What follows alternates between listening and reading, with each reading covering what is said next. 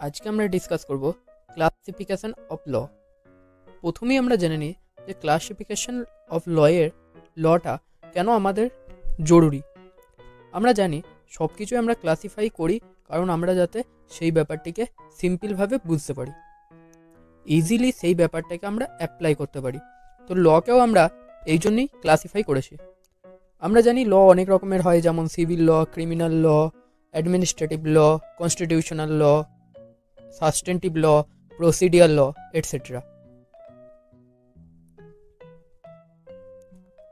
Classification of law, প্রথমেই আমরা জেনে নিই অস্টিনের ডেফিনেশন অফ দ্য ল এর ব্যাপারে। অস্টিন লকে ডিফাইন করেছিল কি, law is a command of sovereign back by sanction. Austin লকে মেনলি দুটো ভাবে ডিফাইন করেছিল। প্রথমটি হচ্ছে পজিটিভ ল বা প্রপার ল, মানে সোভারিন বা কোনো অথরিটি যেটাকে ল বানাচ্ছে সেটাই হচ্ছে ল। মানে আমরা জানি লেজিসলেচার যেটা ল বানায় সেটা হচ্ছে ল, যেমন হচ্ছে criminal law, tax law.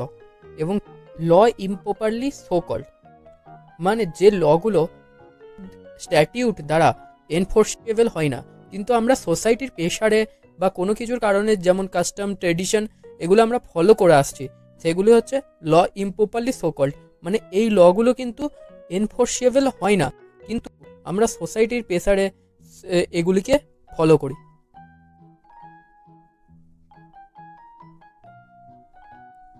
Council classify law into two categories: primary rule, which is impose duty on individual, and secondary rule, which is regulate the creation and enforcement of the primary rule. এই definition অনুযায়ী কি, যে ল mainly দুটো ভাগে ভাগ করা, primary rule and secondary rule. Primary rule বলতে আমরা কি বুঝি, যে লগুলি আমাদের ওপর কোনো ডিউটি ইম্পোজ করে, যেমন হচ্ছে ট্যাক্সেশন ল। ট্যাক্সেশন ল কি বলে, যে তুমি যদি কোনো পয়সা ইনকাম করো তাহলে তোমাকে একটা ট্যাক্স দিতে হবে, এটি হচ্ছে ডিউটি ইম্পোজিং ল। আর একটা হচ্ছে সেকেন্ডারি ল এর মধ্যে কি পড়ে, রেগুলেটিং ল, যেখানে প্রাইমারি রুলটি এনফোর্সমেন্ট হবে, যেমন হচ্ছে সিআরপিসি বলতে পারো, বিএনএসএস বলতে পারো। এগুলি যে রুলটি লেখা আছে সেটা ইম্পোজ হয়। এইচএল হার্টও কিন্তু এই প্রাইমারি অ্যান্ড সেকেন্ডারি রুলের ডেফিনেশনের কথাই বলেছিল মেনলি। এরপর আমরা আসছি স্যালমন্ডের ক্লাসিফিকেশন অফ ল। স্যালমন্ড কিন্তু লকে অনেকভাবে ক্লাসিফাই করেছে। ফার্স্ট হচ্ছে ইম্পারেটিভ ল। ইম্পারেটিভ ল মানে কি, অস্টিন যেটা বলেছিল সেটাই, কমান্ড অফ সোভারিন, মানে কোনো অথরিটি যে ল বানাচ্ছে সেটা তোমাকে মানতে হবে। তারপরে বলেছিল physical or scientific law. Physical or scientific law মানে কি, আমরা যেগুলো ফিজিক্সে ল পড়েছি, যেমন গ্র্যাভিটেশনাল ল, এটিও তো একটি ল, সেটাই সেই কথাটাই বলেছে আর কি সালমান। তারপরে ন্যাচারাল অর মোরাল ল। লই তো আমাদের বলে দেয় যে কোন জিনিসটি করা ঠিক এবং কোন জিনিসটি করা ভুল। তারপরে কনভেনশনাল ল। কনভেনশনাল ল মানে কি, মেনলি যেটা পিপলরা নিজেরাই ঠিক করে যে এই লটিকে আমরা মানব এবং তারা এই লটিকে মানে। কাস্টমারি ল মানে কি, যে কাস্টমের মধ্যে রিজনেবল প্রুডেন্ট পার্সন মনে করে যে এই কাস্টমটি ল হিসেবে মানা উচিত, সেই লটিকে মানা হয় মেনলি। যেমন কিছু ল আছে যেগুলির কোনো রিজনেবল নেই, সেগুলি আমরা কাস্টমারি ল হিসেবে মানি না, যেমন ডাউরি সিস্টেম, সতী প্রথা, এগুলোকে আমরা কাস্টমারি ল হিসেবে মানি না, কারণ এর মধ্যে রিজনেবলনেস নেই।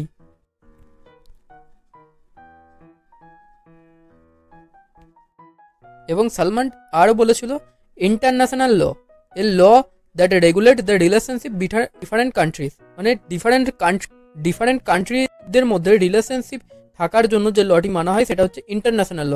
এবং সিভিল ল, সিভিল ল মানে আমরা সবাই জানি যে যেগুলি ল্যান্ড রিলেটেড বা যেগুলি মেনলি প্রাইভেট রাইটের ভায়োলেশন হয় সেগুলি হচ্ছে সিভিল ল।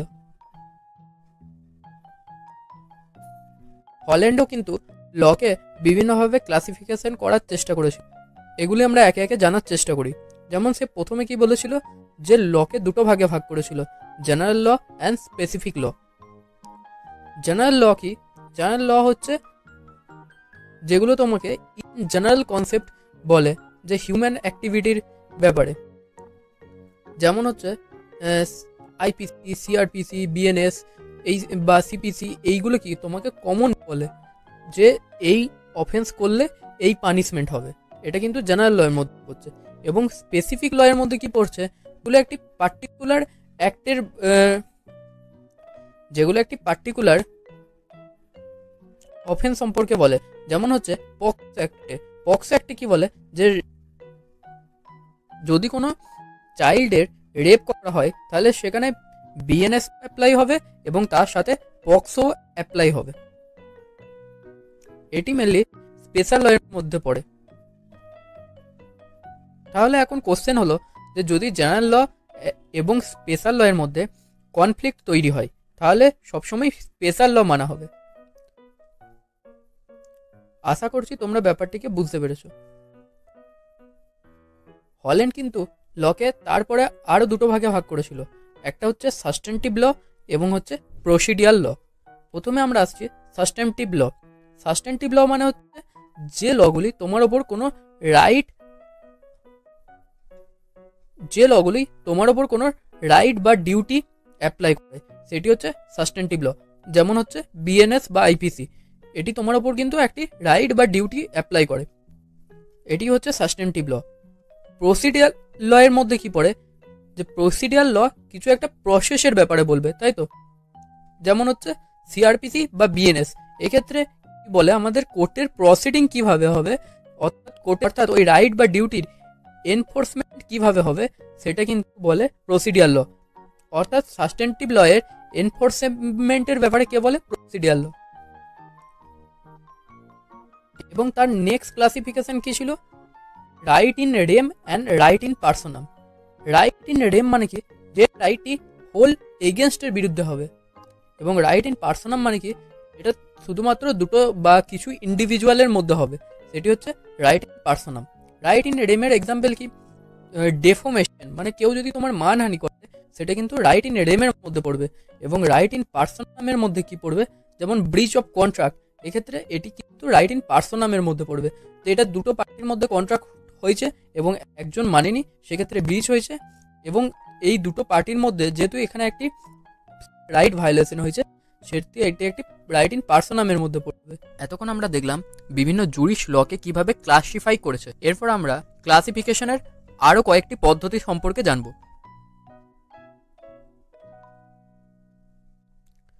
প্রথমেই আসছে বাই সোর্স। লকে আমরা বাই সোর্স মেনলি তিনটে ভাবে ক্লাসিফাই করতে পারি। এক হচ্ছে স্ট্যাটিউট ল। স্ট্যাটিউট ল মানে কি, যেটা লেজিসলেচার ল বানায়, ঠিক আছে। তারপর আসছে কমন ল। কমন ল হচ্ছে মেনলি যেটা তোমরা জানো প্রিসিডেন্ট বা কেস ল, মানে যেটা যে লগুলি মেনলি জাজমেন্টের উপর ভিত্তি করে বেশ হয়, সেগুলি হচ্ছে কমন ল। আর হচ্ছে কনস্টিটিউশনাল ল। কনস্টিটিউশন ল মানে কি, যে রাইট বা অব্লিগেশনগুলো আমাদের কনস্টিটিউশন দেয়। তারপরে আসছে যে সাবজেক্ট ম্যাটার। সাবজেক্ট ম্যাটারে আমরা কিভাবে ক্লাসিফাই করতে পারি, সিভিল, ক্রিমিনাল, কনস্টিটিউশন, আরবিট্রেশন, এইসব আর কি। থার্ড নাম্বারে আসছে জুরিসডিকশন। জুরিসডিকশন মানে হচ্ছে কতটা এরিয়ার ওপর সেই লটি অ্যাপ্লাই হবে। যেমন আমরা জানি ইন্টারন্যাশনাল এবং মিউনিসিপ্যাল ল। মিউনিসিপ্যাল ল হচ্ছে কোনটা, যেমন হচ্ছে আইপিসি। আইপিসি শুধু ইন্ডিয়াতেই অ্যাপ্লিকেবল হয়, এটা হচ্ছে মিউনিসিপ্যাল ল। আর ইন্টারন্যাশনাল ল হচ্ছে যেমন সব দেশ, ইন্টারন্যাশনাল ল হচ্ছে সব দেশগুলির মধ্যে যে লটি অ্যাপ্লাই হয়, সেটা হচ্ছে ইন্টারন্যাশনাল ল। স্টেট ল কোনটা, যেটা লোকাল ল, অর্থাৎ যেটা শুধু কোনো স্টেটের ক্ষেত্রেই শুধু অ্যাপ্লাই হয়, সেটা হচ্ছে স্টেট ল। বাই জুরিসডিকশনের উপরও আমরা লকে ক্লাসিফাই করতে পারি এইভাবে। By purpose. পারপাস মানে লয়ের অনেক রকম পারপাস হতে পারে। যেমন তোমাকে টর্টের ক্ষেত্রে বলি, যেমন কম্পেনসেশন দেওয়ার জন্য টর্ট ল বা সিভিল ল কিসের জন্য তৈরি হয়, কম্পেনসেশন দেওয়ার জন্য।